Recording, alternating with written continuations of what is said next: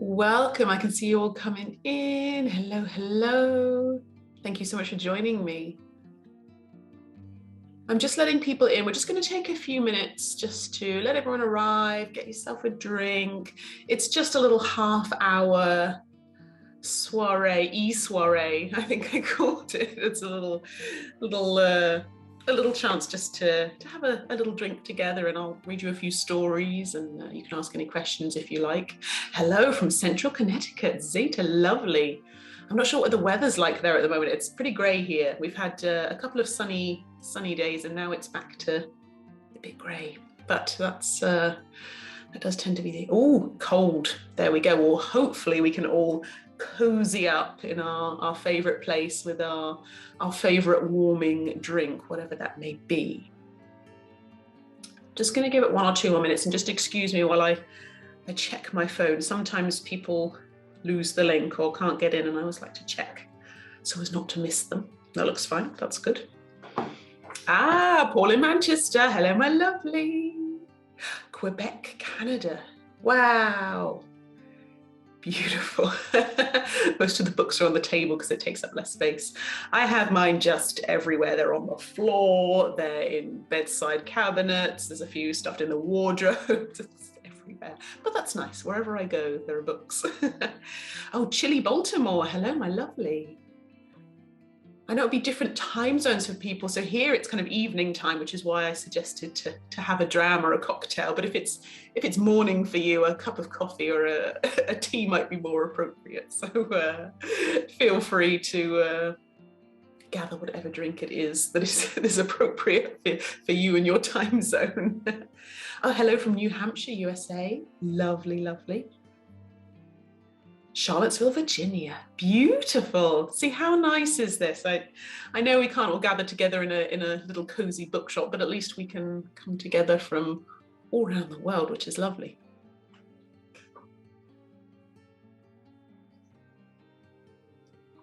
So I'm just going to give it 2 more minutes to let people come in, because I'm terrible when I'm reading and I see people come into the waiting room. I sort of get completely distracted because I'm not a good multitasker. So I'll try and let everybody in so that once I get started, we can just roll with a little story time. I've got everybody on mute. It just makes the sound a little easier, and things get muddled when there's free talking, unfortunately. It'd be nice if we could mingle and chat. But if you do have any questions, I will do my best to answer them at the end of our little half hour. So I just have 3 of my favorite stories from the book that I thought I'd read to you. Ooh, Paul's got cider and black. Lovely. Perfect. Oh, hello from Phoenix, Arizona. Jackie, I hope that you are warm wherever you are, because I think a lot of us are in cold climes, or the season's still a bit chilly. So hopefully a few of us are in warm places or cozy places. Oh, we've got rain. Okay, so not sunny Arizona. Oh. So this is the book, Kitchen Witch, Food, Folklore and Fairy Tale. It's arrived. I know a few of you who have ordered are still waiting on it because the postal service is rubbish at the moment, unfortunately. So I know some of you are still patiently waiting. So I do apologize, and thank you for anyone who is still waiting for their copies. You can also get it in ebook as well, and sometimes that can make things easier too. So hopefully soon enough, everyone that wants a copy will have a copy. This beautiful cover by Jessica Rue, who's just a beautiful artist of the kind of the natural world and food and herbs and things that people forage. And I'm so delighted we got this cover because I was completely in love with it. So that's lovely. So it's just gone over 6 here in England. So it's just ticked over the top of the hour. I thank you so much for joining me just in this little way of coming together, and a little chance for me to read you a few stories from my new book, Kitchen Witch, Food, Folklore and Fairy Tale. I'll probably be saying that quite a lot. Yes, in another world, perhaps we would all be in a beautiful bookshop and we'd have a glass of wine and we'd have a little chance to mingle and chat. And this is just the closest I can do in a remote setting. So just as if we were in our favourite little bookshop and we had a little drink, I might be kind of sitting with you and I might say, let me read you a few stories, a few of my favourite stories from the book.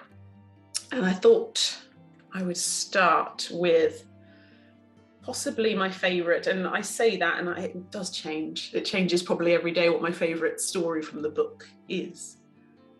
But this one is called The Fairy Queen's Wisdom. And I thought this was appropriate because it is about people coming together and gathering over a drink. And that is kind of what I would hope that we're all doing right now. We're coming together, some of us have got a drink, and hopefully we're feeling settled and comfortable.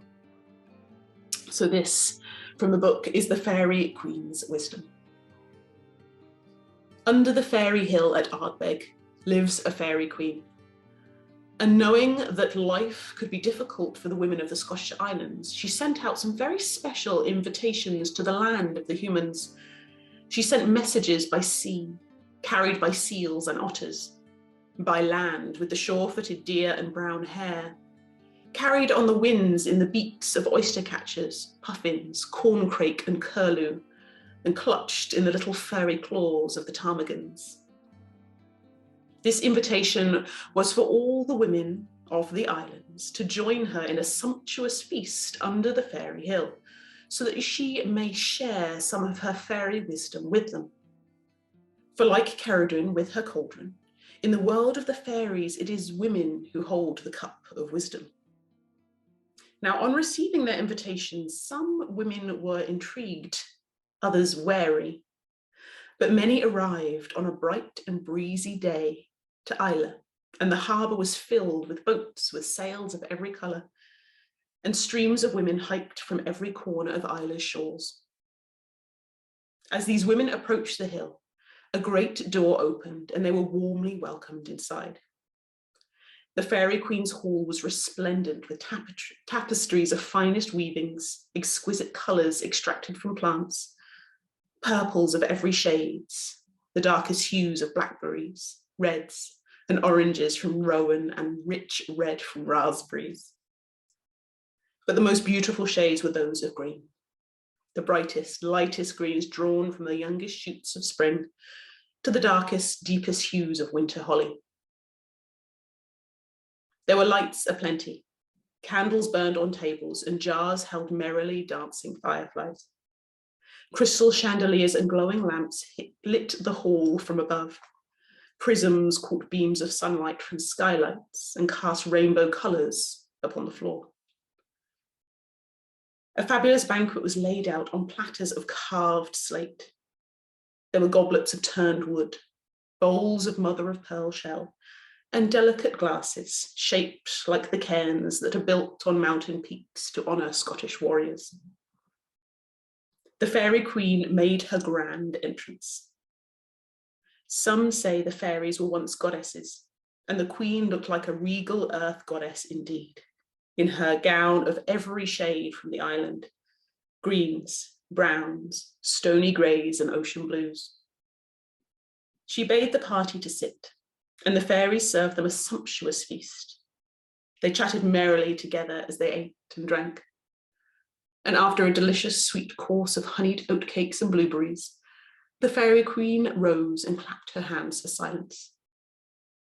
She told the women her reason for inviting them here was that they may leave with more answers than questions. She wanted to pass on the knowledge of the fairy folk to their daughters and granddaughters, as well as to those too afraid to visit the hill that day. She lifted a golden flagon from the table, telling them all that this vessel held the precious golden liquid that was distilled knowledge of all the world, the wisdom gathered in the elemental journey of the liquid made of earth, air, fire, and water. It had been acquired over countless generations of fairy women and was guarded by the Fairy Queen herself. The flagon was large, and when passed around, each woman filled their delicate glass with the golden liquid, and there was plenty to go round. The Queen raised her glass and made a toast in her fairy tongue, and all the women raised their glasses to drink. The liquid had a fiery touch and a warmth that trickled through their hearts and bellies. They felt a warm glow radiate through them, a calm and a confidence that permeated their bodies, hearts, and minds. And silence fell. There were no more questions, for all the questions had been answered. The water of life had told them all the secrets of being and knowledge of the fairies. And after warm farewells and a thanks to the hostess, the women prepared to leave this beautiful feast and return home. When they came out into the sunshine, they were illuminated with light from within and from above. And they sought to spread the gift of wisdom from the golden whiskey flagon of the Fairy Queen. So that's currently my favourite story of the book, and I think it encapsulates a few of the elements I wanted to share in the book, which is an innate magic in all foods and all drinks, and a lovely history of substances such as whiskey. And I do have my little dram here that I'm going to enjoy at the end of this. Some of the stories in Kitchen Witch, they feature witches directly, but some are more simply enchanting tales about things we might consume, maybe not day to day with whiskey, but things that we might consume daily. I just see a few people in the waiting room, so I'm going to let them in. So I've had a couple of questions already about where you can order the book. Let me see. So this is my third book. That's me, Sarah Mitson. And you can buy this direct from the publishers, which is womancraftpublishing.com. But also any online bookseller sells my books. So there's Kitchen Witch, there is Yoga for Witches, and there is also Yin Magic, which I have a copy of somewhere over there, which I'll grab in a minute. So you can buy it anywhere that books are sold, but online is easiest. And you can also get ebook versions as well, which I know can be easier for some people if you have a Kindle or similar such device. So The Flagon of the Fairy Queen is a well-known tale, I think, in Scotland, mainly. I know someone was joining us from Scotland, so you may have heard similar versions of that tale. There's also Irish versions of that tale as well, the idea that the fairies hold this, this wisdom that they might share if we're lucky. So some of you may have heard this tale, but I wanted to read to you one that I think most people have heard a version of this tale. We'll see. I'll read it and then we can decide if you've heard this one or not. So this story is called I Love You More Than Salt. And versions of this tale can be found throughout Europe. And the central theme is to not dismiss the value of very common things, such as salt. This one also features a witch as well. There was once an old king, and he asked his daughters one day how much they loved him. He was delighted to hear his first daughter say, I love you more than gold and silver. And he was equally delighted when the second daughter said, I love you more than diamonds, rubies, and pearls. But when his third and youngest daughter answered, I love you more than salt, the king was furious for comparing her love to something so common and banished her from his kingdom. In her exile, the princess met a kindly old crone, a witch who took her in and taught her how to weave and cook in her little cottage. The princess was a good worker and didn't complain, but her heart ached for her father and that he had misunderstood her love so completely. Now, meanwhile, that common salt, which the king had derided, well, it had vanished from the kingdom. Every last grain, and a strange chaos seemed to descend on the realm. The king and his people became weak and sickly without salt because all the food has lost its flavour. The king's favourites, oatmeal, pies, roast meats, none of them pleased him now. Nothing tasted the same. Now, many months later, the old crone told the girl that it was time for her to return to her family and she handed her a little bag of salt. The witch, the crone, you see, had always had hidden all the salt in the kingdom and far beyond to teach the old king a lesson. And when the princess returned to the castle, the guards stopped her at the gate. She was banished after all, but she pulled from her bag this little sachet of salt, and they were so delighted. They rejoiced. And the king welcomed her home and threw a great feast in her honor and apologized for his foolishness.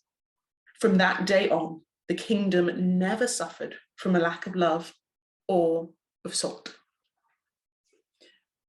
So that's one I remember very much from my childhood. And you might have heard different versions, but a similar idea of salt being a very valuable thing and a very foolish king who doesn't see that straight away.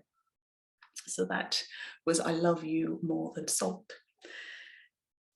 Now, I think many of you might have heard that one before,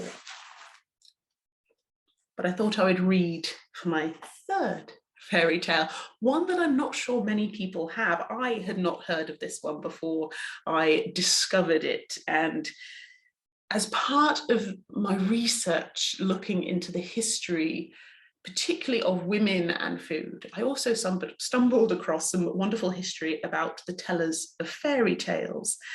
And I discovered that there is a wonderful woman called Mary Catherine d'Aulnoy who created the term fairy tale. She wrote a book the same year as Charles Perrault, who wrote Cinderella, and he's very well known for writing Cinderella. She's less well known, but she wrote the book that claimed the term fairy tale. So I think she deserves her name. She deserves her name up there with the Perrault and the Grimms and the Christian Andersens, and so I wanted to share one of her stories too. So this is the story of Princess Mayblossom, and it's from Fairy Tales. In French, that's Le Conte de Fées by Mary Catherine d'Aulnoy. She wrote this in 1697. So, Princess Mayblossom. A king and a queen named their newly born daughter Mayblossom, for she was as bright as the spring and as beautiful as lilies and roses. But they despaired when the newborn princess was cursed by a malevolent fairy to be miserable for the first 20 years of her life. A good witch was brought in to help, and she did what she could to remedy the curse by assuring that Princess Mayblossom's life would be long and happy after those first 20 years, and advised that the princess be kept in a tower to minimize the harm up to that 20th birthday. Now, those 2 decades almost passed without incident, but leading up to her 20th birthday, many ambassadors to kings visited the tower to propose matches for the princess because she would soon be free to wed.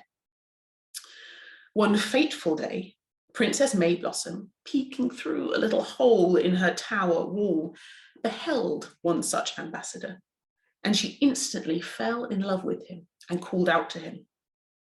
With his help, she escaped the tower and they ran away. But she was wise and she took with her the king, her father's dagger, and the queen, her mother's headdress. They fled to a nearby desert island. Now, once upon this island, the ambassador began to complain of hunger and thirst. And when the princess could find nothing for him, he suddenly found himself falling very quickly out of love. Nevertheless, she kept looking through the island for food, and she eventually came across a beautiful red rose. This rose offered her some sparkling sweet honeycomb, but warned her not to show the ambassador. However, still seeking to please him, she did, and he snatched up the golden honeycomb and ate it all, leaving nothing for her. The next day, the princess found an old oak tree that offered her a pitcher of creamy milk, but warned her not to tell the ambassador. Once again, she did, and once again, he snatched it up and drank it all. The princess began to despair. both in her own hunger and her rash choice to elope. But that evening, with gentle wings, a nightingale arrived to her and offered her sugar plums and delicious fruit tarts. This time, she was quiet and ate them with great joy herself. When the ambassador, however, discovered that she had eaten without him, he threatened her. But being wise to magic, she took up the queen's headdress that she had packed away with her, and she placed it on her head. Within her mother's headdress was an enchanted stone that made her invisible. The hungry and furious ambassador tried to kill her and eat her, but she killed him first with the help of her father's dagger. By now, men had been sent to seek out the princess, and she alone was brought back to the kingdom. Upon her 20th birthday, she sought and found herself a fine prince, and she lived with him happily ever after. I particularly like that one because it's a little different from the usual princesses that we read in fairy tales, but perhaps that's because the most well-known fairy tales are often written by men. So one by a woman is slightly different. So those are the 3 fairy tales I particularly wanted to share with you. Some involve witches and some a little magic of food. And the book involves lots of those fairy tales and also folklore and history as well. We have long through our history of making food, of brewing beer, of baking bread, we have brought in magic. We have woven charms and entreaties to the goddess to hope that our crops will grow, that our bread will rise, and then that food was then offered as well to deities. Beautiful. Zita says the 3rd story speaks to the value of self-care. Yes, isn't that perfect? And I like the fact that Princess Mayblossom makes a mistake, she learns, and ultimately she goes on to lead a very happy life. So I like that one very much, and it's a little different as well, which I think is fun. So, oh my gosh, okay, so we're at 22 minutes past.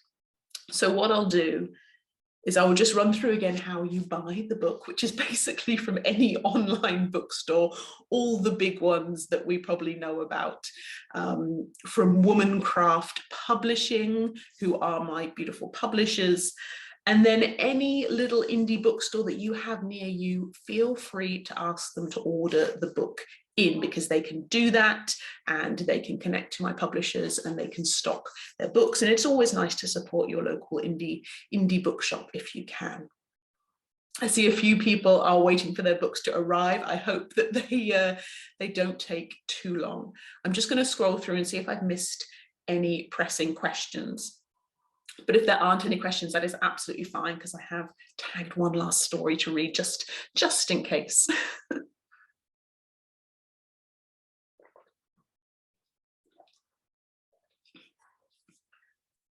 All right, my lovely ones. So what did I tag as the last? I remember now. So the last one I tagged is not going to take very long at all, because it is, I'm pretty sure, the shortest of any of the fairy tales that the Brothers Grimm ever wrote. And the Brothers Grimm published a huge volume of fairy tales back in the 18th century. Over 200 fairy tales gathered from Europe and Germany, and it remains one of the most well-known volumes. And actually, if you go to my website that all of you journeyed into this link from, I think, sentieryoga.com, there is a page that is dedicated to Kitchen Witch, and the Grimm's Book of Fairy Tales is free online, and I put a link there. So if you ever want to read Grimm's fairy tales, they're all there online for you to enjoy. And I thought I'd read this one because it always makes me laugh when I read it. It's a funny little tale about a straw, a piece of straw, a coal, a piece of coal, and a bean. So this is a very short story from the original Folk and Fairy Tales of the Brothers Grimm. A piece of straw A lump of coal and a bean are traveling together in a merry band when they come across a wide stream. They ponder how they might cross it when the straw has an idea. He lays himself over the water to create a little bridge, and the coal attempts to roll over him. But the coal, still hot, burns the straw, and they both fall into the water and are carried off by the current. The bean laughs so hard at the misfortune of her companions that she bursts her sides. Luckily, she's able to find a tailor who can sew her seams back together with fine thread. And this is supposedly why beans have seams along their sides. And that's it. Very small, but very fun. And maybe next time we see a bean and see that little seam along its side, we will think of that story. So even the most humblest of vegetables can have a little fun tale to make us laugh, or to make us think, or value our little bean a little more. So that brings me to the end of the fairy tales that I will read you today. We are coming up to 1/2 the hour, just a short and sweet little half hour, but I have recorded some of the other stories, and that can be found on my YouTube channel. Again, you can find that just via my website. All the links are there to the YouTube channel, to where you can buy the book, and also some links to some different books that you might want to read. So if you wanted to read the Grimm's fairy tales, it's up on there. So Paul says he wants me to stay. Then I should pay more money for my Zoom account, because I just have that free 40-minute Zoom account. Oh, thank you. Melissa wants the website. Let me type it in for you so you can all see. So it's sentiayoga.com. So that's me. So I was a yoga teacher for 10 years or so. Still am a yoga teacher. I do that too. But I've always had a love of mythology and stories, and figuring out how to weave them all together into history and myth and story. So on the Sentia Yoga website, you will find all sorts, my interesting ways of weaving these things together, such as meditations using story, using fairy tales. Someone says they can't see the URL in the chat. Let me type it in again. sentiayoga.com.